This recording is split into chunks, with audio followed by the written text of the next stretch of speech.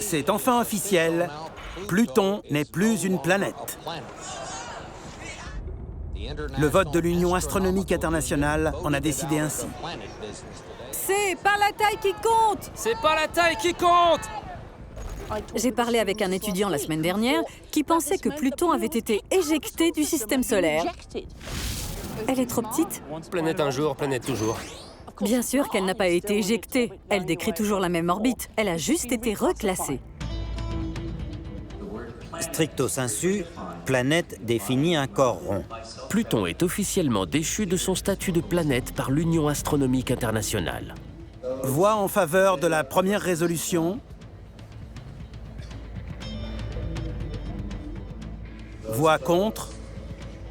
Rendez-nous Pluton! Pluton est une planète! Le public est scandalisé. Les écoliers inondent l'astronome Neil deGrasse Tyson de lettres de protestation. Cher Monsieur Tyson, pourquoi estimez-vous que Pluton n'est plus une planète? Je n'aime pas votre réponse. Vous allez devoir reprendre tous les livres et les modifier. Emerson, 9 ans. Dans la célèbre série américaine Big Bang Theory, les auteurs exploitent ce filon de mécontentement populaire. I'm quite familiar with Dr. Tyson. He's responsible for the demotion of Pluto from planetary status. I liked Pluto.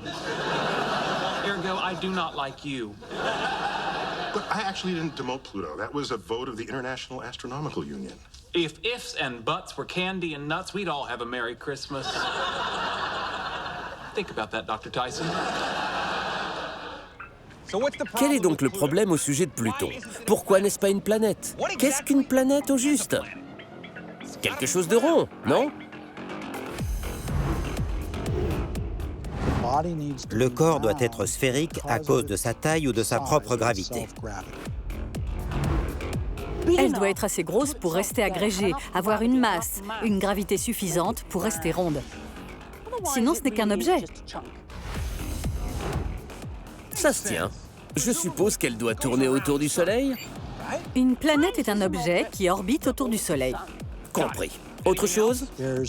Il y a des planètes primaires, comme la Terre, Jupiter ou Pluton, et des planètes secondaires. La Lune est une planète secondaire parce qu'elle gravite autour d'une planète primaire.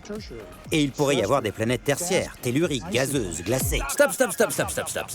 Bon, pour la plupart des scientifiques, Pluton est une planète. Alors qu'est-ce qui a changé?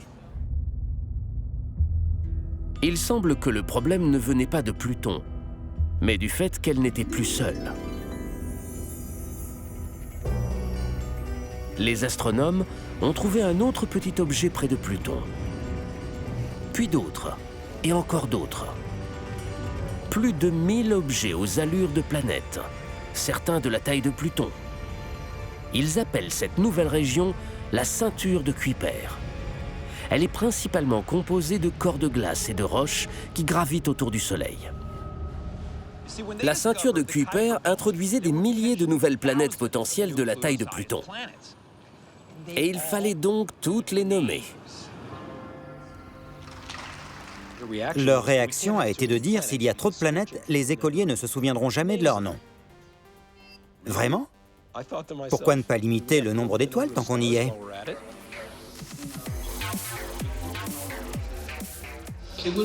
Ce serait un désastre pour l'astronomie si nous ressortions bredouille de l'Assemblée générale. On nous prendrait pour de vrais imbéciles. Ils décident d'appeler les plus gros objets de la ceinture de Kuiper des planètes naines, au nombre desquelles figure Pluton. Et nous voilà avec Pluton et les 7000 naines.